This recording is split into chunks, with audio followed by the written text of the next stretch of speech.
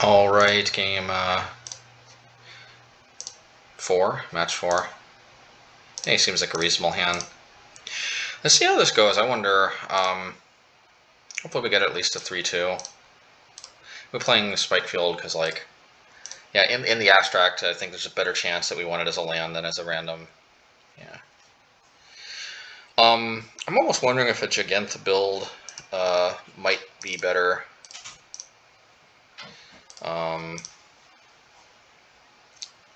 I can't keep second guessing this. Like, it might just be that the meta is obviously just not like is not like producing these extensive types of matchups that are really good. Like I guess it was for a time where we could just rack up the trophies. Maybe we just switch more to Merfolk, and because I mean, like I've won quite a few trophies actually. I mean, 3 trophies with Merfolk, and I don't think I've ever done worse than a 3-2 with Merfolk, and I think I've actually got a number of 4-1s. Like definitely my win rate with Merfolk has been pretty impressive, whereas my win rate with Prowess has frankly been, until the last couple leagues, has been pretty meh, to be honest.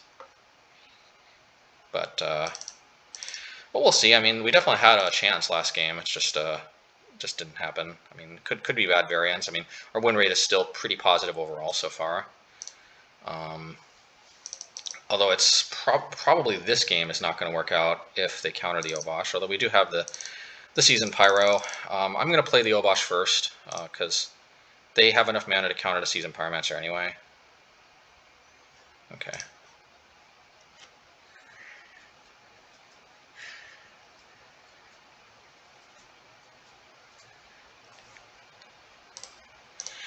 Alright.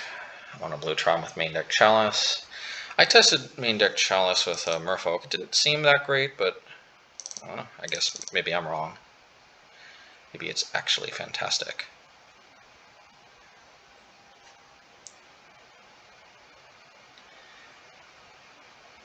Alright, lovely.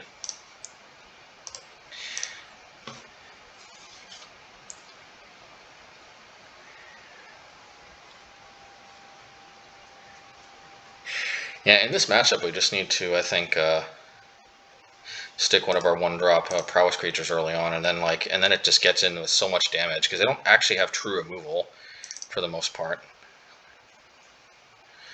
All right, we're flashing back to tokens in the turn.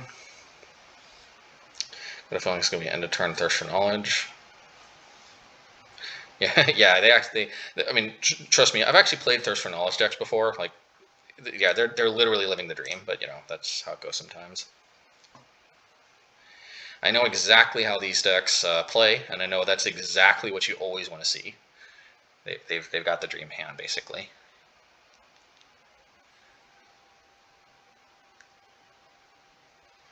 This is probably a Platinum Angel, I'm guessing. Oh, okay, Karn. This Tormach Crypt, we want to stop auto-yielding. Okay, Worm Coil.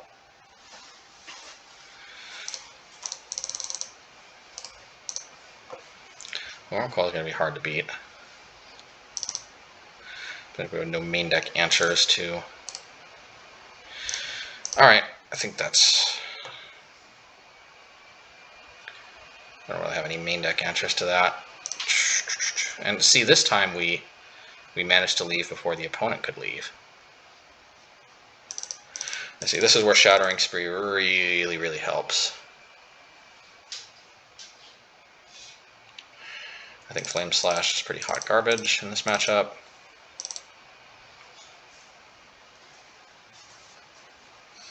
I think Blast Zone is better than Spikefield Hazzard in this matchup.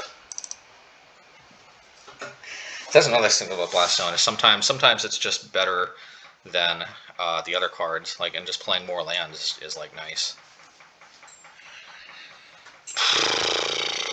Actually, maybe I just upped the total land count. I mean, like, is Firebolt really that great in this matchup? It seems okay, but like, yeah, actually, yeah, you know, Firebolt may not actually be, because like the thing is once you get to 5 mana, I think it's already kind of too late. Let's just play 28 lands. Yeah. I mean, Firebolt, mostly what it does is it just gives you Prowess triggers, and Spikefield Hazzard does that too. It only deals 1 damage less. But unlike Firebolt, you can play it as a land. Yeah, actually, I think 28 lands is actually not half bad. Let's do it. Just upping the land count.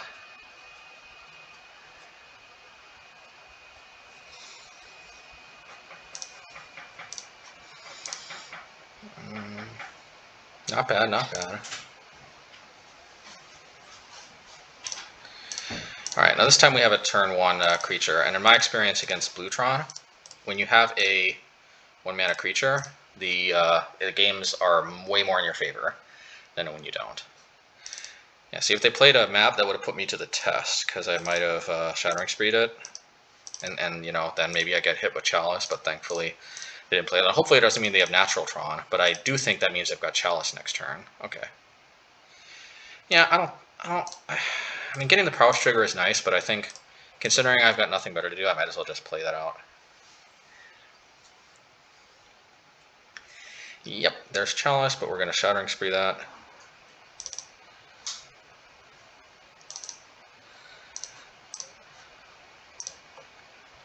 Actually, do we need to? We can attack first. Actually, now that I think about it, we're in no rush to Shattering Spree. Maybe we just put Obosh to hand.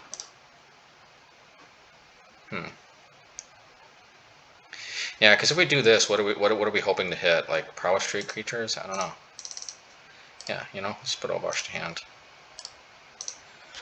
See, because what we ideally want them to do is to play more artifacts into the Shattering Spree. Alright, now let's go for the light of the stage. They can't actually condescend it if we pay it on 1.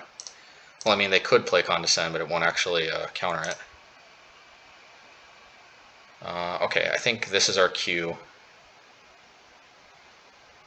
Maybe not, actually. I mean... So the problem is I need to Shattering Spree for 3. Yeah, but I kind of need to, because if I do it next turn, then I won't be able to play all this stuff. Yep, reluctantly I have to do this for 3. And I have to do this for 3 because if they... because this will make 2 copies that don't get countered.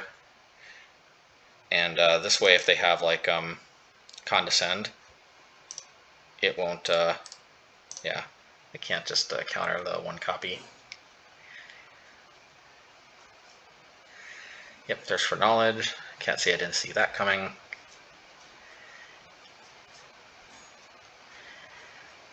Oh, I can Ballista.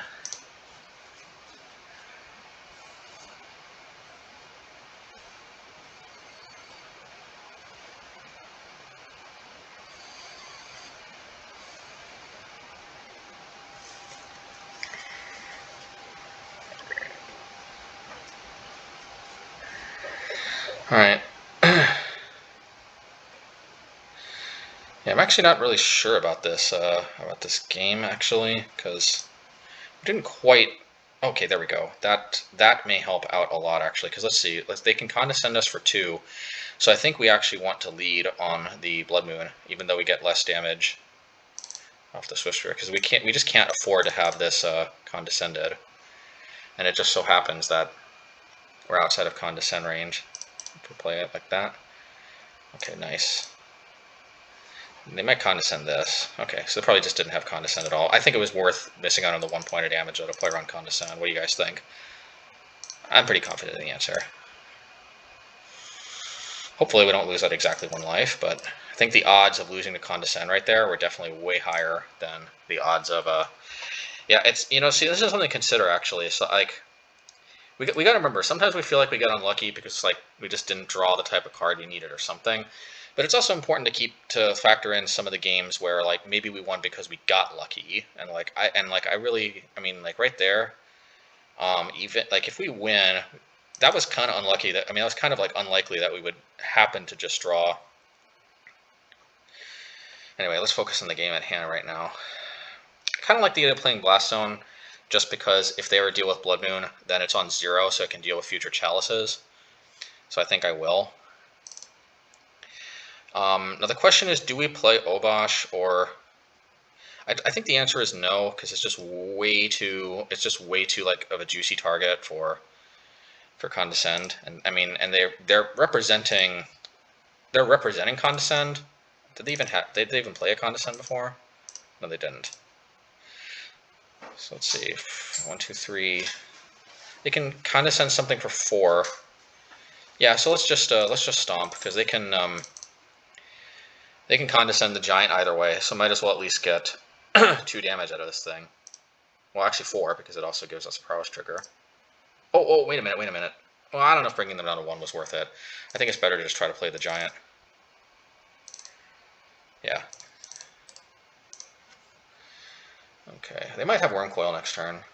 In which case, I think we win through it with Obosh. Oh, Repeal. Okay. Well, let's see what they got. They got a lot of mana. All right, Ujin, that's a good one.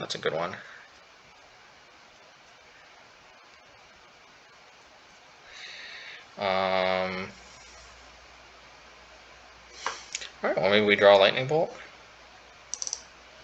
This is where Valakut, I think, is really at its best.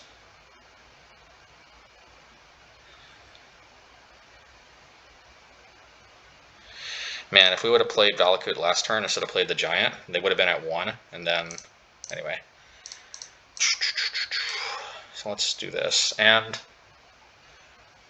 yeah, let's do everything other than Giant. That way, any burn spell, including Spikefield Hazzard, does it. Oh. That's disappointing. I guess we can play Seasoned Pyromancer into Shattering Spree maybe, but can't discard the Giant.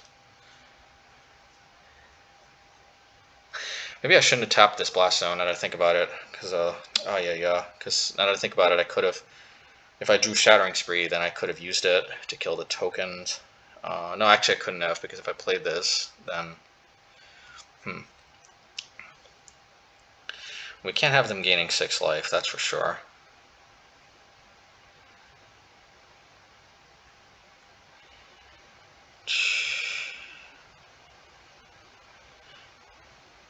Okay, we could still draw Lightning Bolt, actually, truth be told.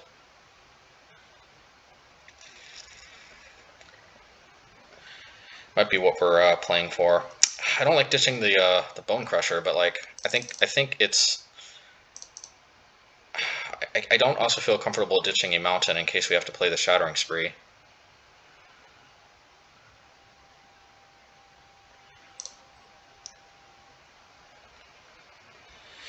Yeah, Mount Lightning Bolt. Well,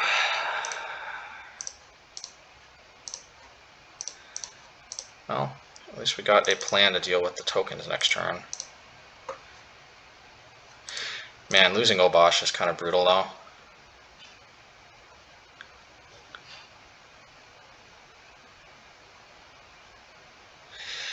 Yeah, maybe we could have.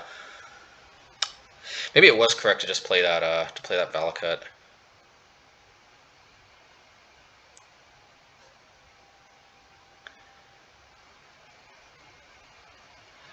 Because well, I mean, obviously in hindsight, it looks like.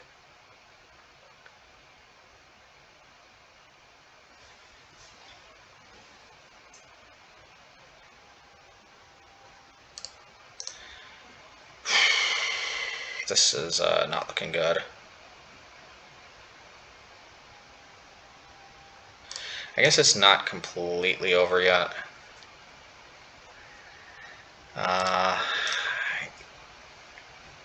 They can use the Shattering Spree. Oh, there's the Lightning Bolt we wanted so bad.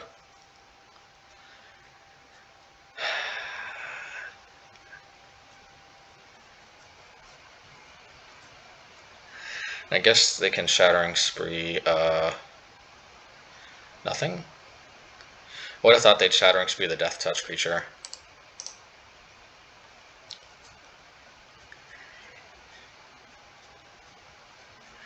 I just blow the Blast Zone next turn, but I don't know.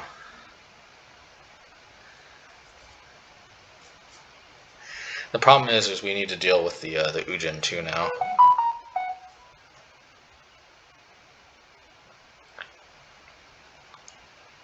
And maybe a Walking Ballista. Alright. Yep.